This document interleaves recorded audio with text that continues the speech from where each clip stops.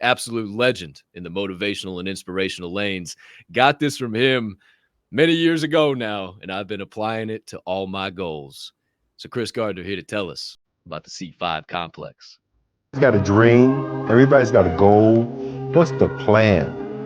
And your plan has got to have something I call the C5 complex.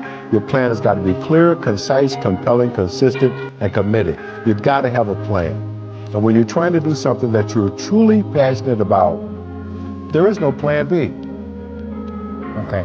Plan B sucks. All right. Michael Jordan won 6 NBA championships with the Chicago Bulls because he was committed to plan A, not plan B. Oprah Winfrey became the queen of all media because she was committed to plan A, not plan B. Okay. Plan B sucks. Plan B sucks. Clear, concise, compelling, consistent, and committed. What do you think about that C5 complex, world? I love it. I like to, I said it the other day. You have to have such a mindset to get to where you need to be. Tiger Woods had to be on a continually insane level of mentality to be able to swing 1,000 golf balls a day to get to that point.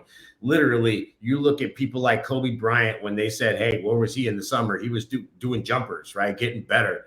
These people are obsessed with getting better. There is no plan B. Just like Tate said the other day, I have to roll a 6. Well, how do I know I'm going to roll a 6? Well, I'm going to get up every single day and I'm going to work my ass off until I figure out how I roll a 6 every single time. And you know what?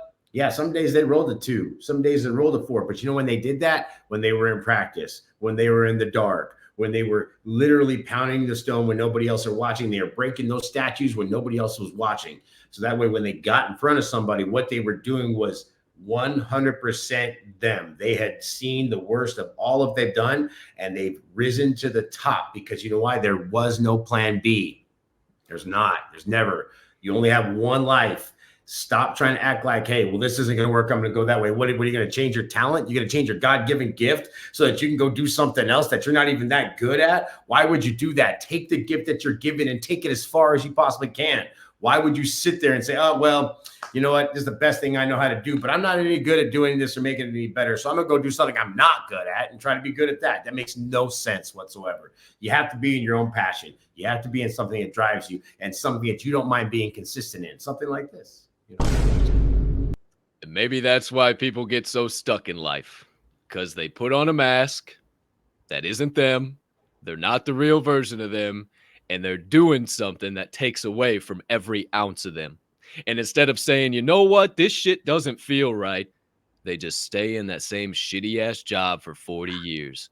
I tell you what, when I first got in corporate America, I fucking hated it. I hated the fucking mask wearing and the feedback and the fucking this and the that and the happy hours. Fuck that shit. I don't even like you in the office, and now I got to go spend time with you and drink with you. Fuck that. I don't want to be part of that at all. And I made a promise to myself when I got out of corporate America, I would never put on a mask again. I would always be real, raw, and open. I've told this story a million times, but when I first got that first job in corporate America, there was a little walkway in between the parking garage and my elevator to get up to the 13th floor. And I would get in that walkway and I would literally in my mind physically, almost physically think about putting on a mask and having to be this totally different version of me and walk through that door. And then I was somebody totally different. And I just felt so fucking terrible and beat up. And, you know, I'd call Mama Capp after work and just be bitching and moaning. And she'd tell me the same thing every single day. Just keep your head down, go to work.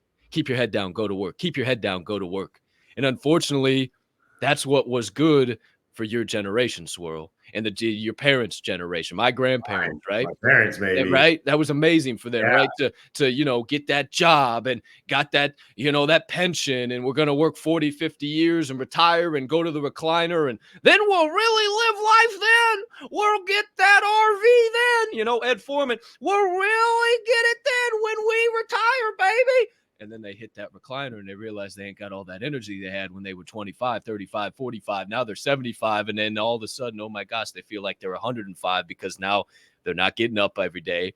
They're not putting in physical effort. They're not doing anything. And I've watched it with some of my grandparents just slowly withering away as their physical and all that stuff stopped. They went into the chair and their life stopped. And I don't want that to ever be me. My grandfather, Grandpa Walt, shout out to legend, Walter Sroka, baby. He lived to be 98 years old. And that's because he showed up every day and did something consistently. I watched that man at 92 rip out a fucking transmission out of an Audi by himself. Didn't want any help. That's what I'm trying to do when I'm 92 years old. And just to put a cap on it, go back to the C5 complex. Clear. Most people can't clearly tell you their dreams. Oh, I want to be a millionaire. Okay. How you going to do that? What are you going to do? What's your dream? What's your passion, right? Figure that out. Concise. You don't need 72 pages on a fucking business plan of every little thing, because 99% of the time you're going to pivot away from that business plan. So make it concise, short, small, simple. A 5-year-old can read it and say, oh, that's what Sally wants to do. Compelling. It fires you up, but anybody that hears about it, they get fired up too. Ooh, that sounds pretty. That Diamond Hand Media Group, that sounds pretty fucking cool. That compels me. I want to get involved. Consistent. Every single day you're doing something to it and you're committed. No matter what, line in the sand, this is where I stand. From hence you will not cross. C5 complex. Who's to say, who's to know? Oh, what a start to the second half of the show. Doggone, baby. If it's that good after the first clip, oh, man. Y'all better hang on, because that wasn't even the best one. I didn't even think that was the best one of the day, and that's already where we're at. Holy shit.